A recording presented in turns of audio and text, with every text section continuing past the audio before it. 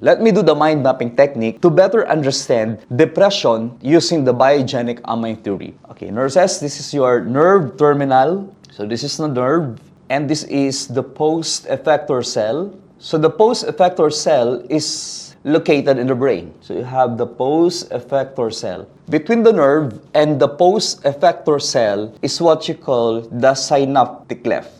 Alright, why do I have to discuss again the nerve, the post effector cell, and the synaptic cleft? Because according to the biogenic amine theory, a medical theory that will explain depression, we have to make use of your anatomy and your physiology. Anatomy and physiology will explain that the nerve terminal releases the three neurotransmitters. The first neurotransmitter, although not in order, you have your dopamine, you have your norepinephrine, and you have your serotonin. This is just my explanation and a representation using a mind mapping technique. So the nerve terminal releases the three neurotransmitters. You have your dopamine, norepinephrine, and serotonin into the synaptic cleft. Once the three are present at the synaptic cleft, they are now ready to stimulate the post effector cell in the brain, causing an increase in your mood, alertness. You also have increase of your arousal and your attention. Alright, so normally, if the nerve terminal releases the three neurotransmitters and this three neurotransmitter is now capable of stimulating the post effector cell in the brain, then there is no depression because the three can regulate the mood,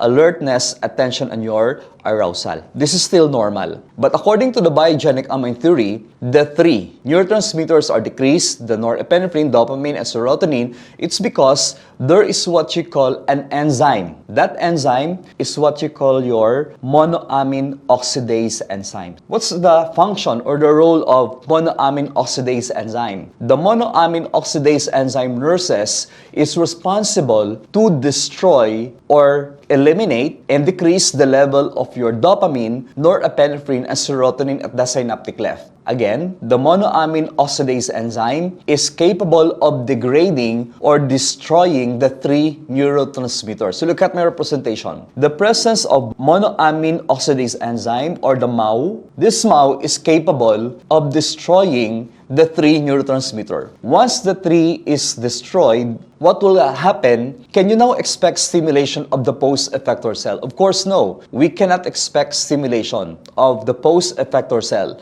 So what will happen if there is no stimulation? If there is no stimulation, expect that there will be decrease of your mood, alertness, arousal, and attention. Can this lead to depression? Yes. And that is the theory of your biogenic amine. Okay, you have your biogenic amine theory, mentioned that you have decrease of your dopamine, norepinephrine, and serotonin because there is destruction by the monoamine oxidase enzyme.